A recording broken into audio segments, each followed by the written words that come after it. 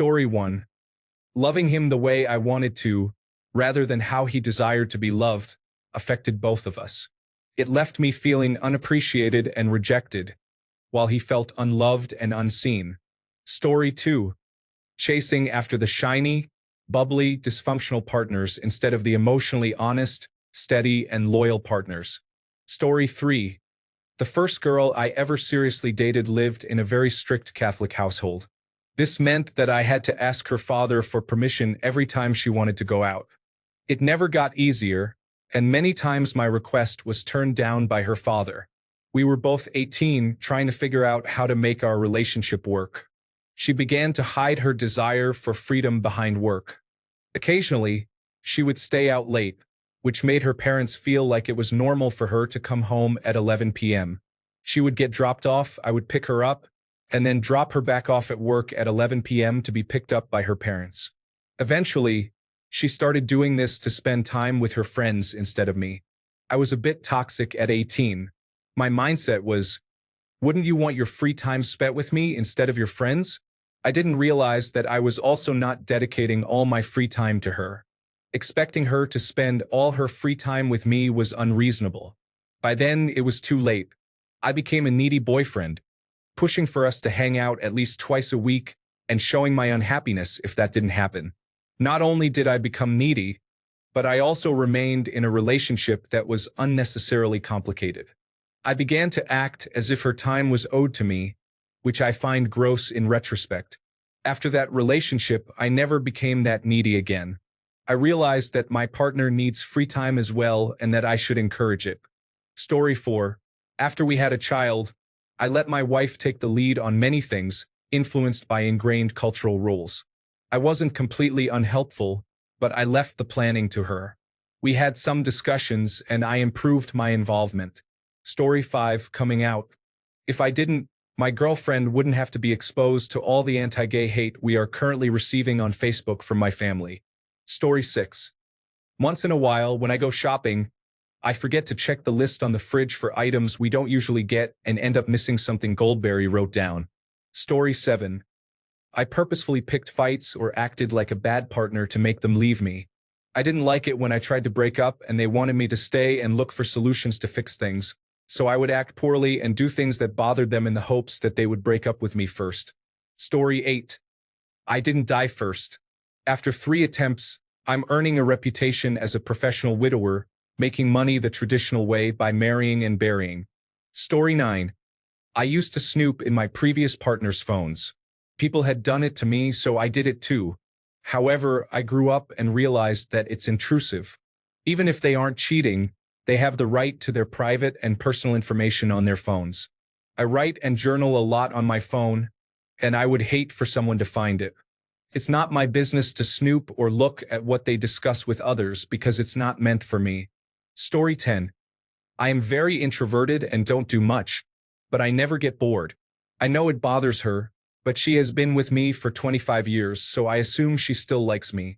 However, it must be frustrating for her, and I wish I could pretend to enjoy being out and doing things for longer. After half an hour with people, I am ready to be done. It would be difficult, but I wouldn't blame her if she decided to move on. Story 11. Not always expressing my thoughts and just going along with things to maintain a smooth relationship. Story 12. Being too relaxed and not speaking up about the things I noticed, I allowed people to take advantage of me with lies. I ignored my instincts. In retrospect, all of the little synchronicities are now clear as day. Story 13.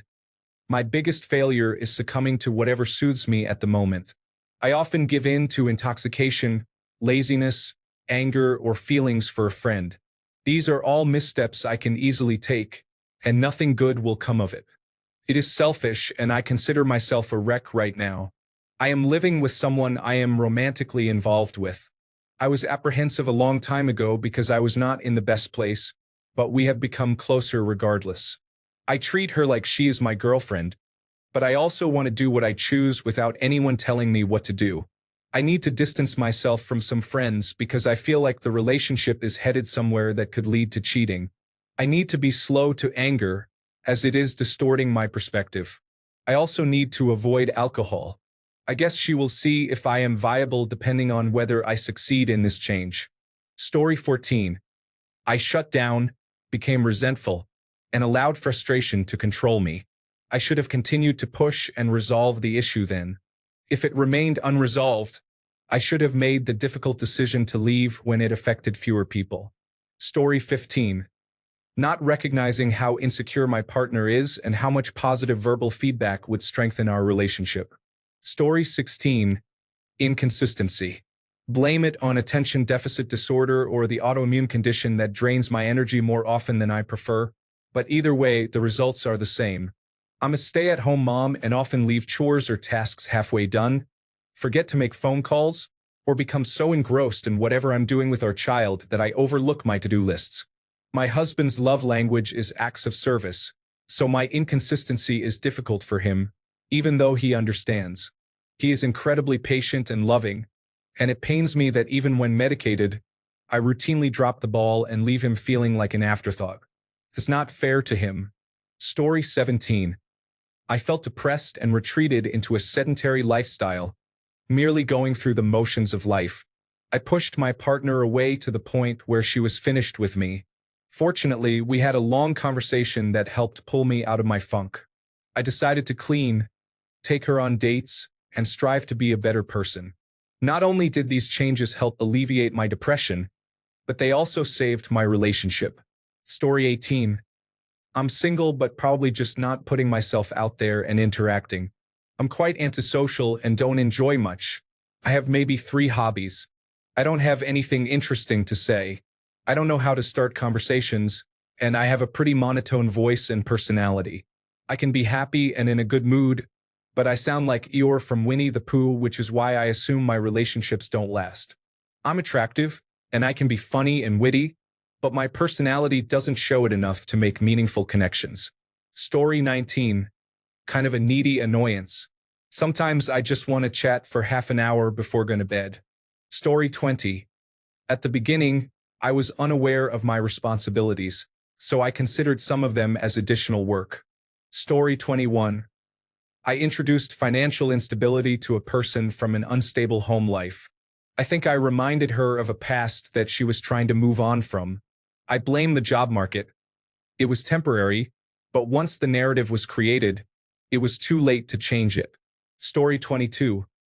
I think I am doing it right now, but I am not exactly sure how to stop or where the middle ground is. I grew up in a household with authoritarian practices, where my father needed everything to be done his way. He would physically and emotionally abuse us and my mother regularly. On bad days at work, we were all on edge. So, in my relationships, I have overcorrected. With my wife, she tends to take on more than we can handle at times or volunteers me for tasks I do not want to do. I am not lazy. I work out, go on hikes, and have friends. I used to have a personal life. She told me she wanted a dog. Initially, I said no because I do not want a dog. I am not a dog person, and they require far more attention than she thinks. We held off for a year, but she brought it up again. At that point, I decided to go along with it, thinking that if it would prevent her from resenting me in the long run, I could handle it. Let's get the dog. We got the dog, and she refuses to walk him, ever. I train him, walk him, and feed him everything. This continued until 3 weeks ago when I tore my Achilles while playing basketball. She has been complaining about how annoying it is to walk him and will walk him only once a day. I am used to walking him 3 times a day, so I started paying a dog walker while I recover. This is causing me to resent her, and I wish I could say I have grown to love the dog, but I haven't. I do not like him. I do not enjoy having additional responsibilities that weigh me down without reason. But here I am. Thank you. That felt good to express. Story 23. I can't stick to things for more than a month or even less. Losing weight, not drinking, and maintaining the household are challenging for me. Story 24. The first time I dated a girl, she broke up with me. I said I would call her contacts. She ended the relationship because her mother did not accept her being a lesbian, and I regret that to this day. Story 25. I enabled his learned helplessness. It took a difficult breakup and facing homelessness, but he is finally working and has his own place. I am happy for him. Story 26. Not recognizing that I didn't know how to properly deal with stress and anxiety from a toxic workplace, I bottled it all up until it exploded in the form of an online affair. It took a couple of years and counseling to work on myself and for my wife to regain her trust in me, but we are much better off now. Communication is significantly improved, and our intimacy is exceptional. I just wish it hadn't taken my entire world almost falling apart for me to realize that I didn't know how to properly handle the stress and emotions from a difficult work environment. Story 27. Enabling his choices and situation while projecting the ideal relationship I imagined we could have, while ignoring the reality of what we actually were. Story 28. Past partners did not end things when they were clearly not working. I mostly stayed because I felt it was the best I could do. I tricked myself into thinking it was the noble thing to do. My parents were miserable, yet they always seemed to stay together. Things would be difficult for months, and then my girlfriend would break up with me, likely because they knew they shouldn't be miserable. Story 29. Allowing him to control me to the extent that I have been compromising with him for more than 3 years. Story 30. Ignoring the early signs that she was unfaithful and only cared about herself. Love is blind. The breakup happened in February, but she is still moving items out of the apartment. Feels like she is dragging it out. She is still on the lease, but not for much longer. Story 31. Having no rejection or failure threshold for my ex was challenging. She was one of the least intelligent people I know, and I tried for far too long to help her. Story 32. Being trustworthy. It was never out of malicious intent. I always wanted to follow through and get things done, but often became complacent and would forget. Do that enough, and eventually you become a useless partner. Shape up. Listen. Follow through on your commitments. It works wonders. Story 33. Partnering. But I did the right thing. I released my partner from the obligation. I know most people leave a spouse out of dislike, boredom, resentment, etc. I left as a gift, and the person, very happy, and I am genuinely happy for them. I've never even attempted to contact them. I stay away. It was very valuable as a learning experience. I learned that my goal in life, if you asked me, I would say is to never create a victim. I thought I was doing pretty well, but I wasn't, was I? Now I can say with confidence I am not creating any victims using one very simple strategy: complete isolation. However, I am sad to report that this strategy has also made me much happier as well. I know that might make some people angry, but I'm kidding. Nobody is angry with me. Nobody is anything with me, and that is absolutely ideal. Psychology? Oh, don't isolate. Psychology? Pseudoscience. Story 34. Not accepting someone as they are initially can lead to believing they have the potential to be more. This often results in a lack of communication and feelings of resentment. Story 35. I was easily frustrated by her behavior, and it showed. I was too mean to her at key moments. I said things that should never be said to someone I loved and cherished. I offered solutions when reassurance was needed, but I improved in this area. I could have done more to help her feel secure. A father should have provided more support to relieve her stress and tension. Story 36. Being easily influenced by random people can lead to making poor decisions in life. Story 37. I didn't do enough to make her feel confident about our future together or any stability, but if I'm being fair to myself, she didn't either. I might still consider it a failure on my part instead of placing the blame on both of us. Story 38. Why are all the top comments saying, "I work too hard," when asked about their greatest weakness in a job interview? Story 39. Caring more about the relationship than about my partner was something I struggled with a few years ago. I used to think that these two aspects were the same. Whenever difficulties arose, I focused more on fixing the relationship than on making sure she was truly okay, felt heard, and felt loved. I loved her, of course, but I completely failed to show it. Story 40. Not divorcing her sooner. Only a few years in, I realized it wasn't working, but I stayed with her for our child. I wasted 12 years when I could have ended it at 3, and everyone would have been better off, including our child. Story 41. Thinking they would grow up while we were together.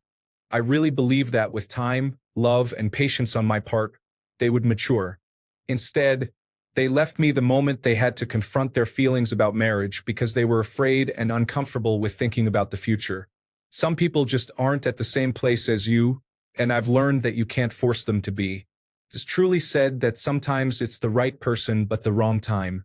People will grow only when they're ready, but you can't always wait for them. You have to live for yourself. Story 42.